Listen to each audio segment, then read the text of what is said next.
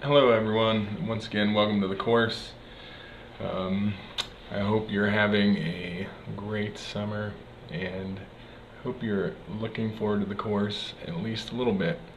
I am looking forward to teaching it and providing you with some insights into various topics related to disability and special education. I'm going to start with a little bit about myself, so you know kind of who I am and what my background is. I'm originally from Ohio and did my undergraduate work at Ohio State and later did a master's degree at Wright State, and then I did my PhD at the University of Oregon, and I have been here at the University of Montana since 2003, so I'm going into my 14th year here at the University of Montana, so I've been here a while, and before that, I also was a teacher in special education in Ohio after I left Ohio State, and taught in actually a few different settings, different types of schools and classrooms, and obviously gained a lot of insight from doing that. I've also, since I've been here in Montana, I've served as a consultant in several states, working very closely with school districts, and also with some small rural schools. I've actually served as the special ed consultant for those schools.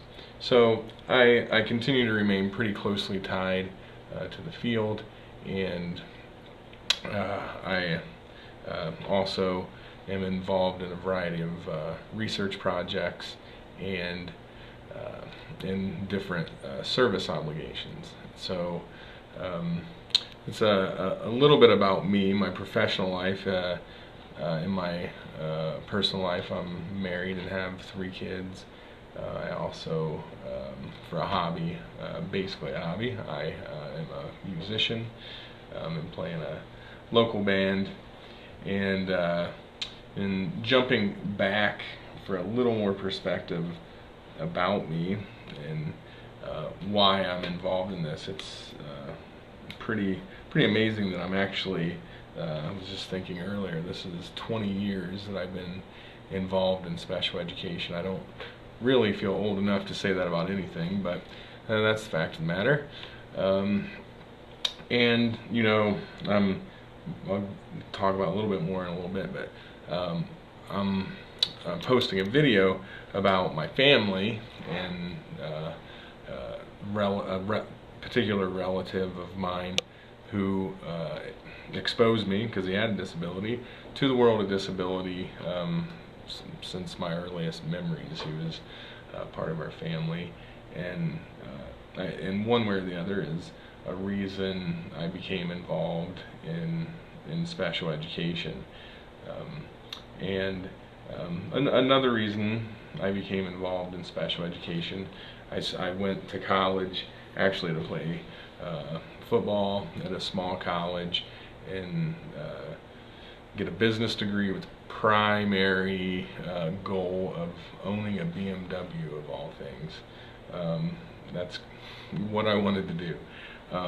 And that didn't last too long. And as many of you have experienced as educators or people preparing to be educators, really what we need to do is find things we're passionate about. And someone told me about special education as a profession, and it really struck my fancy, largely because of my experiences in high school, and so that's why I pursued it, and it was something I was very passionate about and have enjoyed being involved in the field, but it does certainly come with its challenges. And I've been thinking in preparation for this course, you know, when you when you look at things from a micro view, as I do when I'm self-reflecting, I guess, on my career, sometimes it's actually pretty depressing to look at special education in the 20 years I've been involved in it, and what has and what hasn't happened. I'm to a point in my career where I can see some things that I feel are positive. Largely those things are in the realm of response to intervention and multi-tiered system supports, where we really are focused more on using data to make decisions and addressing the needs of all kids in a more systematic way, but also in the most effective ways we know how. Okay, and so that's like the big positive thing. But you know, sometimes it can still be a little depressing when you look at the outcomes of kids with disabilities. When I first started in my doctoral program at the University of Oregon, I mean, and they're still bad. The statistics were just dismal of what happens with kids once they leave school. It's not kids with disabilities in particular. It's really not pretty. We'll learn some more about that, and if you're in the special ed program, you're learning more about that in other courses too. But looking at the outcomes of kids, hopefully things like response to intervention, which we'll learn more about in this class, will have a positive impact and improve some of those outcomes. Now that's kind of a micro view from my personal lens, I suppose. But you know, if you step back and take a macro view, and I'm going to use this as an opportunity to transition into the course specifically, and to give you a little overview of the course and also of this week's activities. But from a macro view, and you're going to see in the readings, especially from the Western perspective, how things have changed for the better. I mean, there's so much that the way people with disabilities have been treated that has improved, and it's good to recognize that. And one thing I address in my description of the video I'm sharing, you know, many times when things are happening, improvements, we see them, and it's like we do things that are we perceive as improvements. Things like the institutions that were prominent for about, I guess, more than a century. That it was considered a very progressive concept, that we gather up all the people with disabilities and we put them in a place, and it became these big institutions that, you know, were basically asylums that over time became the epitome of kind of evil and bad practice. But when they started, it was perceived as a good thing. I may step on some toes, but in talking about this, but there's a perspective like that about sheltered workshops, where when they started, and you're going to hear a little bit about that with the video of my uncle, they were a very good progressive thing, good as believed then. But over time, they've been perceived as kind of isolationist. They can provide opportunities, but it's also another mechanism by which we keep people separate. And we need to be aware in our own practice, and this is kind of the big thing about this first unit, is we need to be aware of that. Even RTI, MTSS, I see that as a really good thing. It could be in 50 years, the perception of that will be quite negative. For things I may not, there's a few things I could speculate on why that might be the case, but there are things that I can't even comprehend right now of how our context will change, where that may be perceived as a bad thing. So that's kind of a overarching point of this first unit. So if you get logged on to Moodle and look at the course, the first thing you're going to see, you might want to pause the video and open it up. and then jump back in here. But the first thing you're going to see is an image that I'm using as kind of the course banner. So I was on sabbatical 3 years ago, and I was doing some research on a working title of the project was Cowboys and Indians with Disabilities. And I really wanted to look, at the West and what I was particularly interested in the American Indian perspective of disability. And interestingly, one of the readings I'm sharing is something I found while I was on sabbatical. But another thing I found were these images, and it was the only images I found in the Montana Historical Society. But these were taken by sociologists, basically, who also did photography work, and he captured this image. I believe it's 1930s, maybe 1920s, but you got to kind of look at the image close. But if you look close, I'm not going to just spell it out for you, but kind of study the image, look at what's going on there, and how this fella is getting by. I call him One-Armed Steve. There's one of my favorite bands has a song called One-Armed Steve. So that's what I call this guy. But it's really interesting, and for me it highlights perseverance, a concept that I think about a lot is how did this guy get by before we had all the laws, all of the bureaucracy that we have now, right? And so spend a little time thinking about that. How's this guy getting by? And I'm actually fascinated by that, and I'm pretty fascinated also with the native perspectives that you're going to read about this week. So also, if you scroll down, you'll see the course syllabus. I don't provide a super 20-page detailed syllabus, but do know I run things in a structured way, but I roll things out week by week when I teach online, because I don't put courses on autopilot. I really think about the activities and how it all goes together, individualize it to the needs of a particular class as I need to. So the lack of detail in the syllabus may make you a little anxious, but just know you're going to have time to do all the work, and deadlines and assignments and things like that are in the syllabus. So I mean, that's the key things are there. I just don't provide a 20-page syllabus. Also, you'll see a forum for introductions. I know those of you who have taken a lot of online courses have a love-hate relationship with online forums, and I understand that. I'll try not to overuse them, but as I'm sure you know, it's a way that to get people to interact and to reflect and interact with one another, which obviously is important, but I know it can be really time consuming, and you're often waiting on other people, that sort of thing.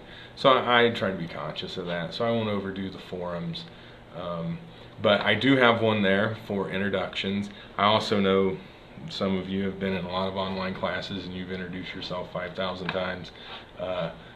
Feel free to cut and paste some details about yourself and then kind of write something customized about why you're taking this course. So that's kind of just the introductory stuff.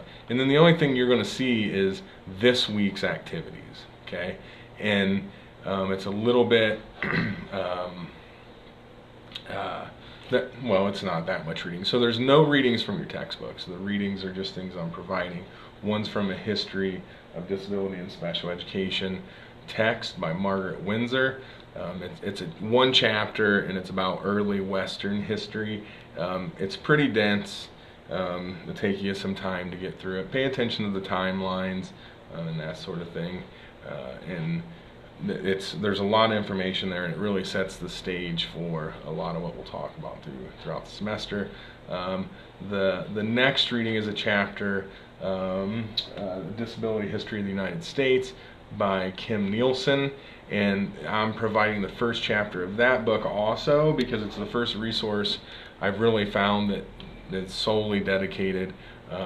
She uses the term First Nations. I usually use the term American Indians or Native Americans because people I know who are in fact American Indians and Native, that's what they suggest that I use. It's nice to see this in a textbook. If it's something you're particularly interested in, there's actually more in her book talking about the American Indian perspective. So those two chapters, and then finally there's a video that it's an interview that I conducted with my mom and my aunt. Enjoy their southern accents. They're actually from what's called the Cumberland Gap at the border of Kentucky and Tennessee, and they have, in my opinion, great southern accents. And what they're talking about is my uncle, who I was raised around, who developed epilepsy. I provide a description here, so I won't rehash all that, but developed epilepsy in his adolescence. He just had a big impact on our family, and I wanted to do this interview because I knew that they would obviously have their unique personal perspectives, but it's situated in a time where it's different than what I would see as best practice or in our current times.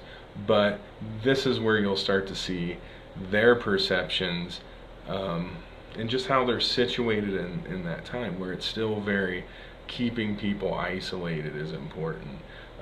And a little nuance here to that I don't think really comes up in the interview is and you'll read in the Windsor chapter about the role of religion and people's beliefs that, and actually this is part of the American Indian perspective too, but spiritual things, and that maybe it's punishment, that disability is a punishment for something family members have done. And my mom has told me in the past that my grandpa often believed that he, I come from a fundamental religion, and that he wasn't doing what God would want him to do even after his kids were born, and that part of the reason Vince developed epilepsy, or it became evident, was because he wasn't doing what God wanted him to do. So he carried this burden his whole life that Vince's epilepsy was a direct result of his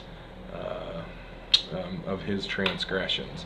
So when I was at the University of Oregon, we were reading actually this textbook, and one of my friends made the statement by God, how stupid were people back then? Because we're talking about 3,000 years ago, and it just really struck me that it's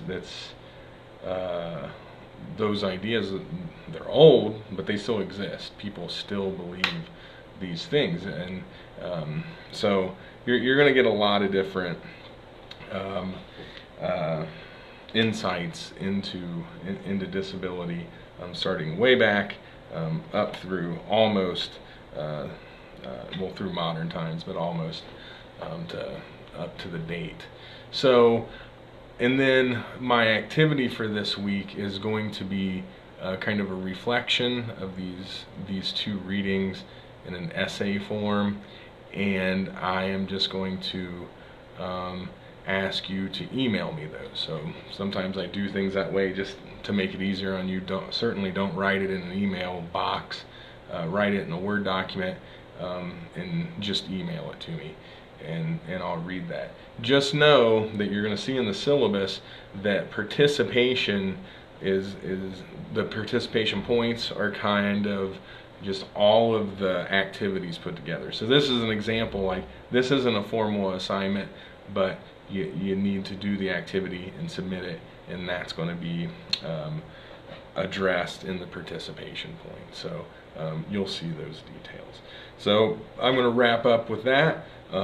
Welcome to the course. Enjoy these readings in the video, and I look forward to reading your introductions and to hear your responses about the materials. So take care, and I'll be posting a video probably every week, kind of laying everything out for you. So talk to you soon.